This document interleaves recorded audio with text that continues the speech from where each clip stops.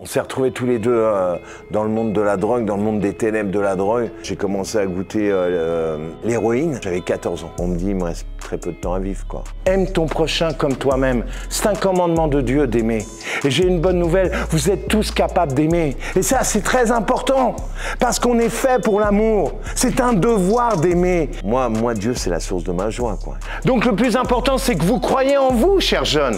Aujourd'hui, moi, je peux me regarder dans une glace. Enfin, on a un grand Dieu, quoi.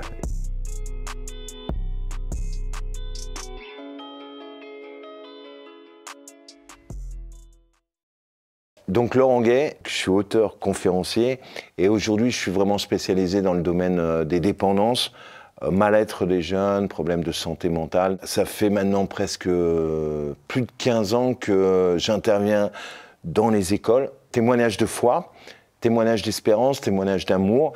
J'ai calculé à peu près 120 établissements l'année dernière, collège, lycée confondus, avec aussi même des grandes études. Donc le nombre d'élèves rencontrés, ça se compte par milliers. Et bon, après, j'ai pas non plus tous les fruits des rencontres. Mais quand on reçoit des retours et que des jeunes vous disent moi, ça m'a tellement fait du bien, ou des merci, ou des silences, mais des regards tellement forts, moi, c'est ma plus belle récompense, quoi. Le message que j'essaye de donner aux jeunes, c'est vraiment...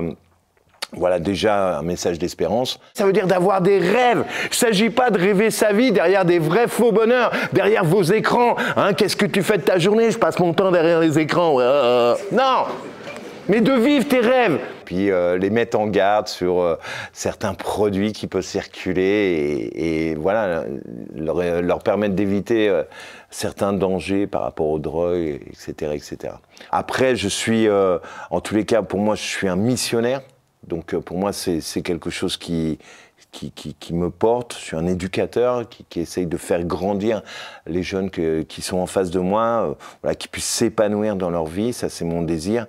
Voilà, s'ils peuvent en plus découvrir l'amour de Dieu, on aura vraiment fait un bon boulot. Mais c'est avant tout qu'ils soient bien eux.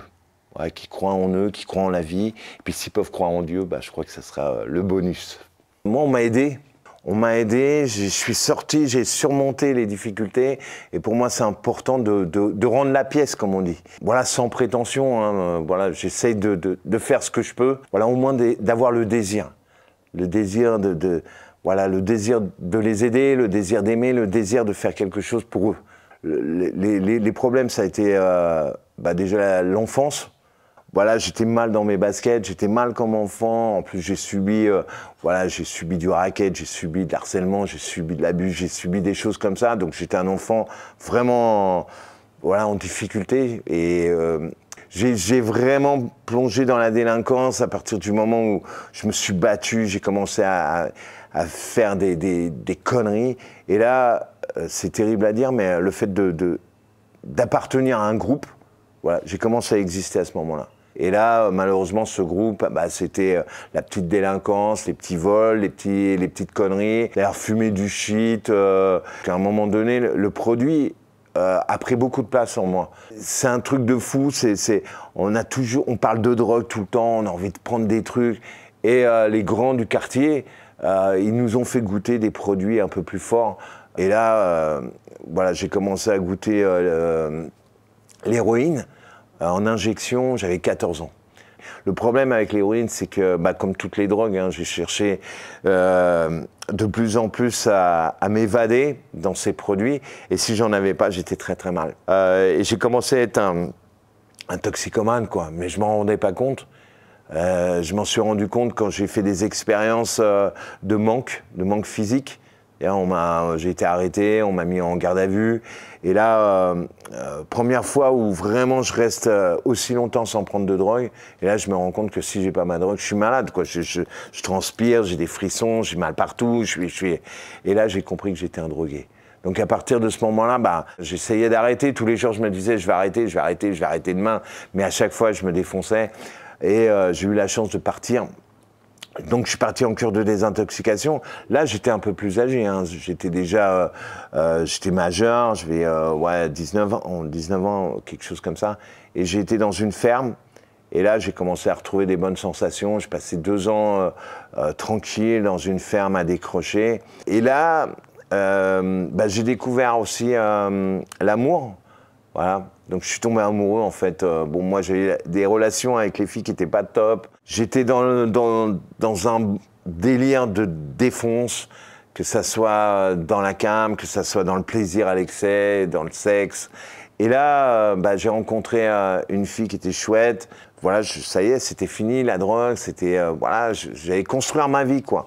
Donc je reviens à Paris, plein de bonnes intentions, je voulais bosser, je voulais avoir une vie normale, quoi. Et le problème, c'est que, à chaque fois que j'allais me présenter pour trouver du boulot et tout, j'ai pas fait beaucoup d'études, j'étais vraiment rabaissé par les mecs, donc moi j'étais quelqu'un un peu tendu. Et donc c'était compliqué pour moi, donc pour moi travailler c'était pas fait pour moi, j'avais l'impression que c'était pas fait pour moi. Donc j'ai commencé malheureusement à chercher de l'argent autrement.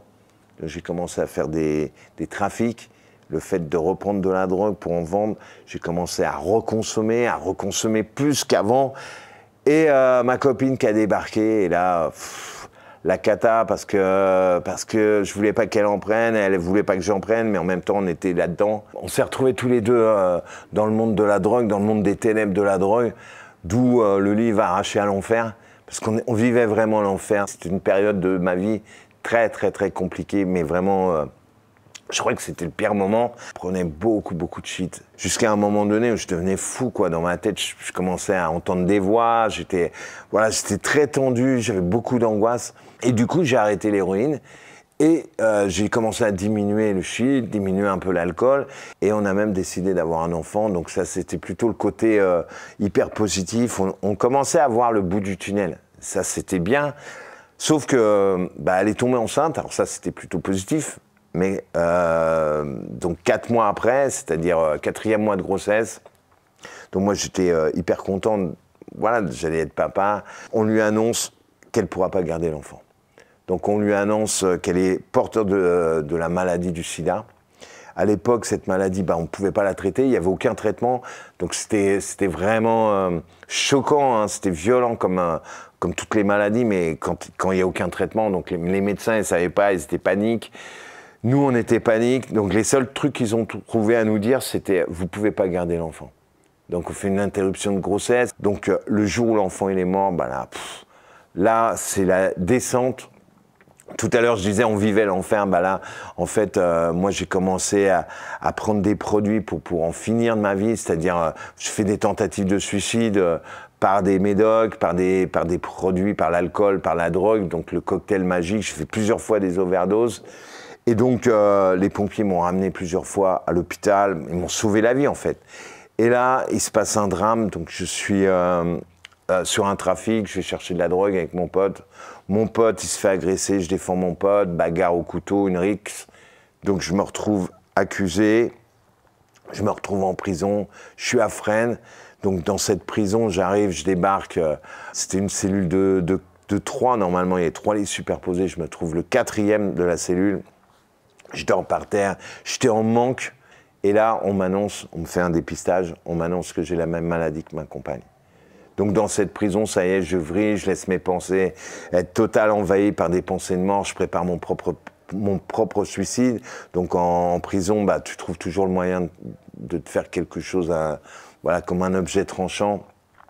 Et donc j'attends la nuit, j'attends que les détenus s'endorment. Et au moment de m'ouvrir les veines, je ne sais pas très bien pourquoi, je ne sais pas, peut-être un instinct de survie, j'en sais rien. En fait, j'étais pas croyant. J'avais été baptisé, ça c'était une bonne chose, mais je n'étais pas croyant, ça veut dire que Dieu, moi je ne le connaissais pas. Et pour moi, au-delà même d'avoir peur de mourir, parce que j'ai pas peur de mourir, j'ai peur de vivre, ce qui me faisait peur, c'était où j'allais aller après la mort. Et j'étais, pour un non-croyant, c'est un peu le paradoxe, j'avais peur de l'enfer. Et ça me terrorisait, quoi. Je disais, à tous les coups, je vais me retrouver, je sais pas où, je flippais. Et donc, j'avais une lame et je m'adresse à Dieu. Mais comme un cri, quoi. C'était vraiment, c'est mes entrailles qui criaient, hein. C'était pas, j'ai pas hurlé. Et je dis, voilà, je sais pas si tu existes, mais si tu peux me faire une faveur, m'ouvrir la porte du paradis, voilà, que je sois en paix. Et là, je finis ce cri, ou cette prière, je sais pas comment on peut dire ça, et je me mets à pleurer. Et je pleure comme un gamin, je fais attention parce que je veux pas réveiller les autres, je commence à suffoquer, et dans les larmes, je ressens une paix intérieure. Et une paix, ouais, on peut pas, enfin, les mots, ils sont trop faibles pour décrire. En fait, ça prend toute la place, comme si j'étais en dehors de cette prison, enfin, j'étais vraiment libre à l'intérieur de moi, j'étais apaisé, j'étais vraiment, ouais, même posé. Et là, ce que je le vois pas comme on voit quelqu'un, comme je te vois, je vois à l'intérieur de moi, enfin, je sais pas comment expliquer, ouais, comme un songe, voilà, comme un songe, mais où je dormais pas, comme un songe éveillé, je vois un visage. Et ce visage, j'avais la conviction que c'était le visage du Christ, de Jésus en fait. C'était pas un visage avec lumineux, ou c'était vraiment un visage marqué par comme une espèce de souffrance, même presque noir et blanc, tu vois, un visage comme une ombre en fait. Voilà, c'est comme une ombre. Et ce visage, quelques temps après, quelques années après, quand je sors de tout ça, je l'ai revu et on m'explique. Je l'ai revu sur une image, une icône, et on m'explique que c'est la sainte face du Christ, c'est-à-dire le suaire de Turin. Et en fait, dans la prison, j'ai crié vers Dieu, et Dieu m'a rejoint par cette image. Et il y avait deux mots en moi, confiance, espérance. Et là, je commence à croire. Je croyais pas, hein, en un instant, j'ai commencé à croire qu'il y avait quelqu'un au-dessus de moi, je l'appelle Dieu. Je sais que c'est Dieu. Je sais pas pourquoi. Je lâche la lame et je commence à me dire qu'il veut m'aider. Et en prison, je connais rien, mais je me fabrique une croix. Et cette croix, pour moi, c'est important de l'avoir. Et en fait, la justice, au bout d'un certain temps, donc ça, c'est un miracle pour moi, en tous les cas, je le prends comme ça. La justice, en fait, reconnaît une légitime défense. Je suis libéré avec un non-lieu, j'ai pas de jugement, j'ai rien, juste une obligation de soins parce que j'étais toxicomane. Je sors et là, j'ai envie de m'en sortir, j'ai envie de faire quelque chose. Je sais que j'ai la maladie qui est là. Ma compagne, je la retrouve, elle est très malade, très malade. Elle meurt quelques temps après du sida. Et à un moment donné, je commence à tomber grave malade. La maladie du sida commence à se déclarer par une maladie opportuniste, c'est-à-dire que j'ai le foie qui est très fragilisé. On me dit que j'ai une hépatite. Alors j'ai l'hépatite C, l'hépatite B, l'hépatite A, je crois que j'ai toutes les hépatites, voilà. Et mon système immunitaire est très faible. Donc je suis hospitalisé dans l'hôpital à Bichat où on s'occupait des services de maladies infectieuses. Et là, on me dit il me reste très peu de temps à vivre, quoi. Moi, je prie, je demande à Dieu. Je croyais pas que Dieu pouvait guérir. Je connaissais pas suffisamment Dieu. Je connaissais. C'est révélé à moi. Son amour s'est révélé à moi, mais voilà, je comprenais pas tout ce qui se passait. Mais je demande à Dieu juste si je peux me réconcilier avec ma famille. Demander pardon, ça c'était le plus important. Et en fait, j'ai demandé pardon à mes parents bien après. Parce que j'ai rencontré une personne, et cette personne, elle m'a redonné goût à la vie, elle m'a donné ce que je cherchais toujours, en fait. Elle m'a permis de découvrir ma grandeur. Cet homme-là, c'était un bénévole, il visitait les malades du sida particulièrement, et cet homme-là était profondément chrétien, était profondément habité par Dieu. En fait, il était catholique, et on a vraiment matché, il venait tous les jours me voir, et au bout d'un moment, il m'a proposé de venir d'aller dans une communauté religieuse qui accueillait des personnes en grande difficulté, cancer, phase terminale, sida, phase terminale. On est toujours à une époque où il n'y a pas de traitement contre le sida. Donc j'arrive là-bas, je suis très faible, je suis vraiment très maigre, je suis affaibli. On monte aux offices, c'était libre hein, les offices, mais on monte aux offices avec le fauteuil roulant et tout. Mais dans cet endroit, je trouve la paix. Vraiment, je trouve la paix. Je reste 9 ans dans cette communauté. Et du coup, les premières années, naturellement, mon système immunitaire retrouve des forces. J'arrête la drogue, bien sûr, ça m'aide. Et les médecins trouvent des traitements contre le sida. il y a quelque chose qui se passe. Entre-temps, ma compagne est morte, elle n'a pas pu venir dans cette communauté. J'ai réussi à me reconstruire à travers cette difficulté de l'épreuve de la séparation, de la mort. Et en fait, peut-être ça va paraître bizarre ce que je vais dire, mais tout l'amour que j'avais pour cette femme, quand elle est partie, je l'ai donné au Christ. C'est un peu chelou, même pour moi, ça me paraît chelou. Et en fait, à partir de ce moment-là, j'avais décidé au fond de mon cœur était prêt, mon cœur était tout tourné pour Jésus. J'étais converti, en fait. Je crois que c'est ça, la conversion. Parce qu'avant, j'avais la foi, mais je déconnais encore. Alors, bien sûr, hein, c'est un travail de tous les jours. Mais quand je suis reparti dans cette communauté, mon désir, c'était de faire du bien. Et donc j'ai eu cette possibilité de découvrir autre chose, de pouvoir être utile. Donc j'ai eu la chance ou la grâce de pouvoir partir en bénévolat dans des pays très pauvres. J'ai été dans les bidonvilles, à Callao, à Lima, Pérou. Et donc là, j'ai découvert surtout ma vocation d'éducateur. Donc je me suis occupé des enfants de la rue et néanmoins, vraiment cette vocation de pouvoir aider les plus jeunes. Parce qu'on m'a aidé encore une fois et je crois que c'était important. Donc je suis retourné dans cette communauté, j'étais vraiment engagé dans la communauté. Donc c'était la communauté des béatitudes, à Cordes-sur-Ciel, ça ne s'invente pas. Et dans cette communauté, j'ai rencontré mon épouse, j'ai appris à aimer, j'ai appris à faire grandir cet amour. Mon épouse est engagée dans l'église aujourd'hui et donc pour nous c'était important de pouvoir cheminer ensemble avec Jésus. Prêtre nous a accompagnés, on s'est mariés. Ça va faire 24 ans qu'on est mariés. Je me suis réconcilié vraiment avec toute ma famille. Et donc, le fruit de notre mariage a conduit à avoir des enfants.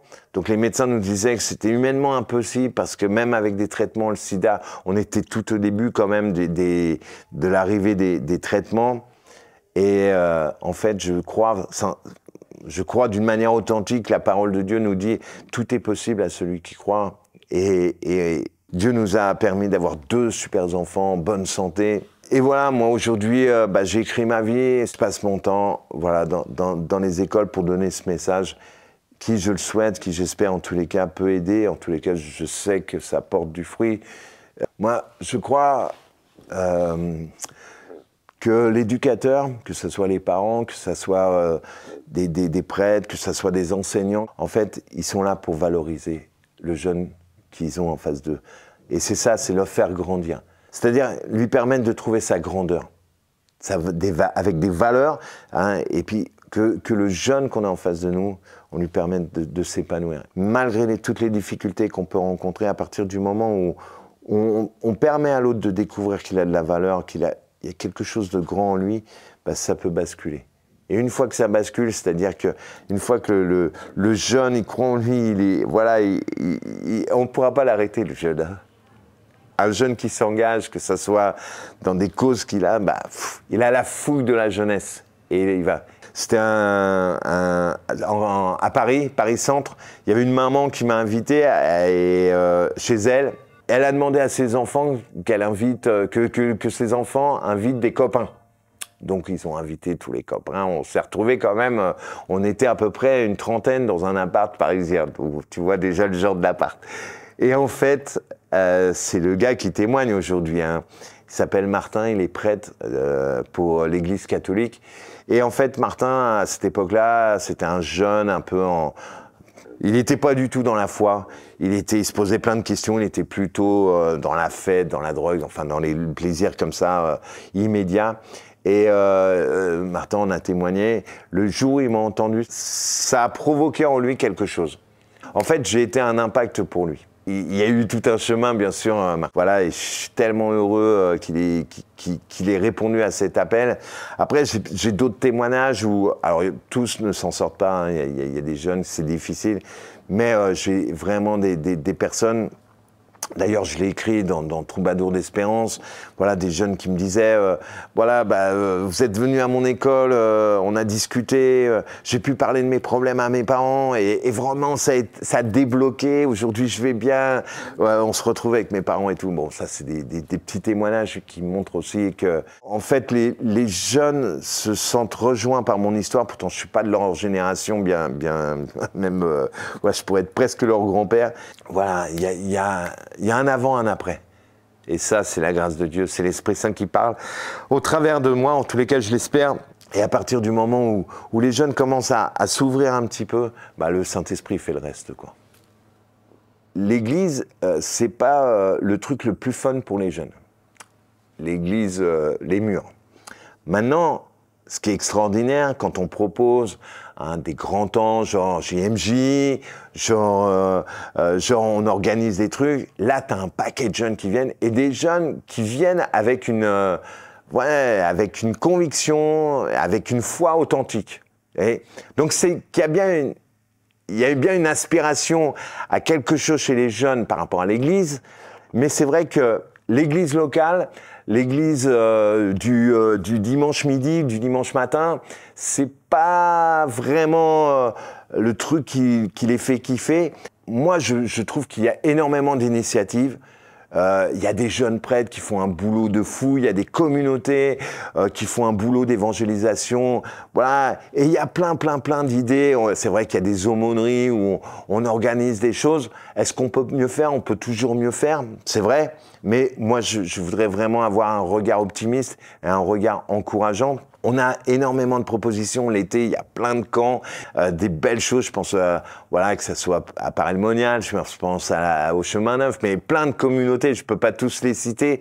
Et en fait, chacun peut y retrouver, voilà, que ça soit dans la louange, que ça soit des marches, des pèlerinages, des choses comme ça. Donc je pense que non, l'Église fait pas mal. Maintenant, c'est comment réunir, comment rassembler. C'est trouver ces idées. Alors moi, je crois beaucoup à la créativité. Mais ce que je sais, c'est que les jeunes, ils ont soif de Dieu. Il y a une soif, et aujourd'hui, plus peut-être qu'avant. C'est-à-dire, et à nous, en tant que chrétiens, de leur donner, d'aller leur ouvrir cette source voilà, qui est l'eau vive de notre baptême, hein, dans lequel ils peuvent puiser, parce qu'il y a tellement de sources polluantes, voilà, que ce soit les écrans, la drogue, et puis tout ce qu'on leur propose. Donc à nous d'être, encore une fois, inspirés par le Saint-Esprit pour pouvoir, voilà, leur permettre de boire la véritable source, la source qui vivifie, la source qui redonne vie, la source qui libère, et surtout la source qui nous passionne. Nos jeunes, quand on leur parle de sainteté, ils kiffent, quoi. Même si ça leur paraît loin. Mais qui leur parle de sainteté aujourd'hui? Qui leur parle de l'amour de Dieu? Voilà, c'est pas trop dans les médias qu'on va trouver ça. Alors bien sûr, hein, dans Revue Mission, on va leur parler de l'amour de Dieu. Mais donc, du coup, moi, je crois, moi, je suis convaincu, sinon je ferais pas ça, hein. Je crois vraiment que, voilà, il y a comme une vague. Alors c'est pas un tsunami, c'est une petite vague, mais cette petite vague, elle rafraîchit notre Église. Et notre Église, je crois qu'elle est belle, même s'il y a des choses qui vont, voilà, qui vont pas. Mais cette Église, voilà, c'est aussi l'Église des jeunes. Laissons la place à nos jeunes, ça c'est très important. Voilà. Moi j'attends de rester chez moi maintenant et que les jeunes prennent la relève. Mais oui, je crois beaucoup à l'évangélisation des jeunes par les jeunes. Et ça, c'est par l'amour qu'on a, la joie qu'on a, et puis il y a quelque chose quand même. Enfin, on a un grand Dieu, quoi. Et ça, c'est vraiment, encore une fois, c'est une source de bonheur. Moi, Dieu, c'est la source de ma joie, quoi. Il m'a reconstruit, il m'a permis de croire, voilà. Et aujourd'hui, moi, je peux me regarder dans une glace. Et je sais que Dieu m'a libéré, Dieu m'a restauré, Dieu m'a pardonné. En fait, je crois que si on explique à nos jeunes qu'avoir la foi, ça t'ouvre à des écrans de possibilités, eh ben, le jeune, il va se dire, bah ouais, je crois que je peux faire ça, je peux réaliser mes projets. Et encore une fois, hein, ces projets, c'est de construire, c'est de bâtir pour un monde meilleur. Et puis c'est comme ça qu'on rentre dans notre destinée. Et Dieu a un plan d'amour pour chacun d'entre nous. Et ça, c'est de pouvoir leur dire, t'as un avenir, une espérance, bah, je crois qu'ils attendent ça, nos jeunes.